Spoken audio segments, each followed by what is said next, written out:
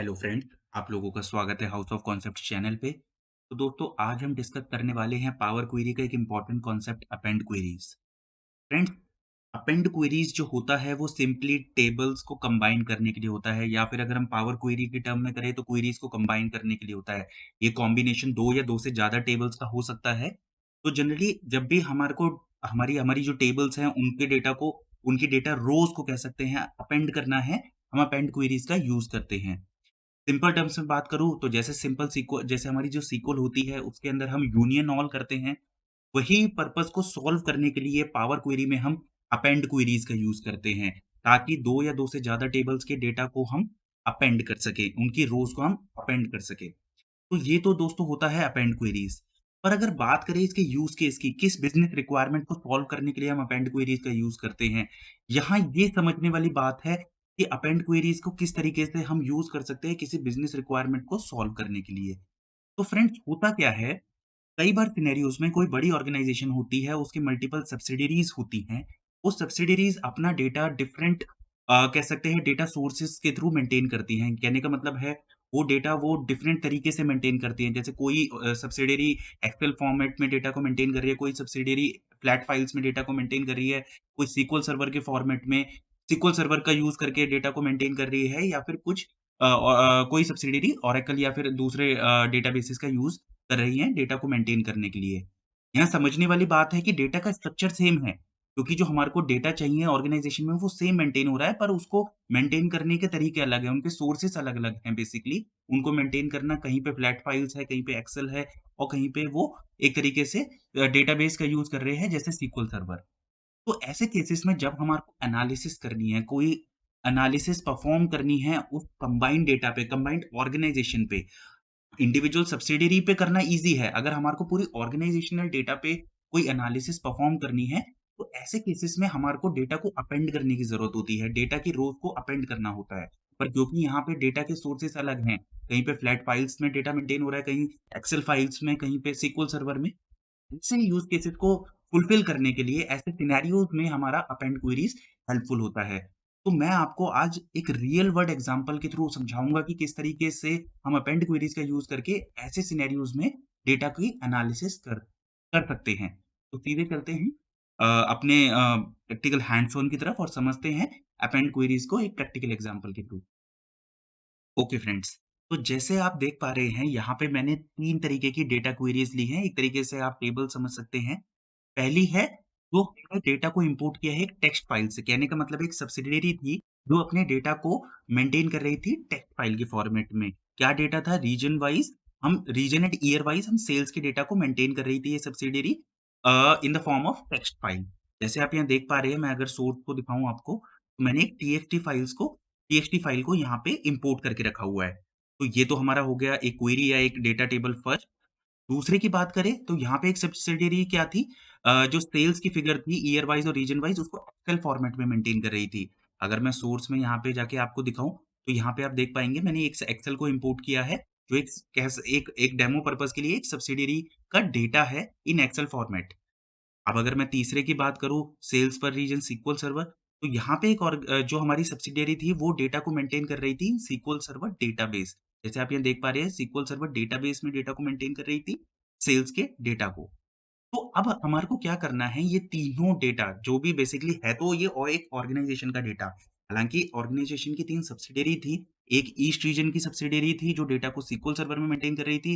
एक west region की subsidiary थी जो डेटा को बेसिकली एक्सेल फॉर्मेट में मेंटेन कर रही थी। और एक हमारी नॉर्थ रीजन की सब्सिडियरी थी जो डेटा को मेंटेन कर रही थी in the form of text file.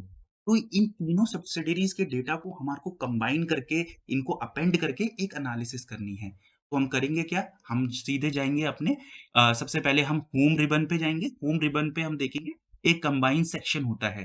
Combine section में हम क्लिक करेंगे अपेंड क्वेरीज़ पे।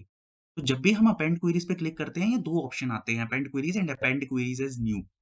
जब भी अगर आपको एक्सिस्टिंग टेबल्स के स्ट्रक्चर पे इम्पैक्ट करना है या एक्सिस्टिंग टेबल के स्ट्रक्चर में ही चेंजेस को रिफ्लेक्ट करना है, तो सिंपल आप अपेंड क्वेरीज़ का यूज़ कर सकते हैं। पर हमारे केस में हमारे को अपेंड क्वेरीज़ एज़ न्यू करना है, क्योंकि हम एक ऑल टुगेदर नई टेबल बनाएँगे अपेंडेड डेटा के साथ। तो मैं अपेंड क्वेरीज़ एज़ न्यू पे क्लिक कर दूँगा। तो यहाँ पे मेरे पास अपेंड क्वेरीज़ एज़ न्यू का ऑप्शन आ जाएगा। अब दोस्तों यहाँ पे देख पा रहे हैं आप 2 ऑप्शन है, 2 टेबल्स और 3 और मोर टेबल्स। क्योंकि आप यहाँ पे देख पा रहे हैं मेरे पास 3 डेटा टेबल्स है या 3 क्वेरीज़ हैं, तो मैं 3 और मोर टेबल्स का ऑप्शन सेलेक्ट करूँगा। तो मेरी सबसे पहली डेटा टेबल सेल्स पर रीजन अंडरस्कोर टेक्स्ट जो हमने बेसिकली टेक्स्ट फाइल इंपोर्ट की थी उस वो टेबल ऑलरेडी यहाँ पे मेरी प्रेज़ेंट है। अब बाकी जो हमारी टेबल्स थी, जो एक्सेल और SQL सर्वर के थ्रू हमने एक्सेल सोर्स या फिर SQL सर्वर सोर्सेज़ से इंपोर्ट की थी, अब उनको भी हम ऐड कर लेंगे अपेंड करने के लिए। यहाँ पे मैंने एक्सेल बेसिकली डेटा टेबल को ऐड किया है और यहाँ पे SQL सर्वर को वाली टेबल को भी ऐड कर लेंगे। अब ये तीनों हमारी यहाँ पे रिफ्लेक्ट कर रही हैं। पहला टेक्स्ट, दूसरा एक्सेल से आई है और तीसरा SQL सर्वर से आई है। डेटा टेबल्स की स्ट्रक्चर एग्ज़ैक्टली सेम है। मैं ओके कर दूँगा। यहाँ पे एक नई टेबल बन के आ जाएगी। अब दोस्तों यहाँ पे आपको अभी एक information is required about data privacy एक ये ऑप्शन दिख रहा होगा। अभी के लिए आप इसको इग्नोर कर दीजिए, मैं एक अलग वीडियो में इसकी मैं डिटेल में बताऊँगा कि ये प्राइवेसी लेवल्स का कांसेप्ट कैसे काम करता है। अभी के लिए मैं इसको इग्नोर कर दूँगा, सेव कर दूँगा। जैसे ये होगा, वहाँ पे बेसिकली ये जो हमारा आउटपुट होगा ये रिफ्लेक्ट कर जाएगा। के लिए हमें थोड़ा-सा वेट करना होगा यहाँ पे।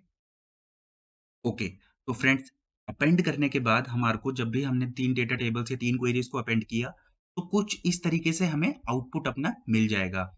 हम इसको नाम दे देंगे ऑर्गेनाइज़ेशन डेटा। अब हमारे पास ऑर्गेनाइज़ेशन का एक कंबाइंड डेटा आ गया है। नॉर्थ, वेस्ट और ईस्ट रीजन की तीनों रीजन्स की हमारे पास जो सेल्स थी, वो हमारे पास कंबाइंड होके आ गई है। तो ये हमारा बेसिकली फाइनल आउटपुट हो गया। अब अगर हमारे को इसके ऊपर कोई एनालिसिस करनी है, वो हम ईज़िली परफ़ॉर्म कर सकते हैं।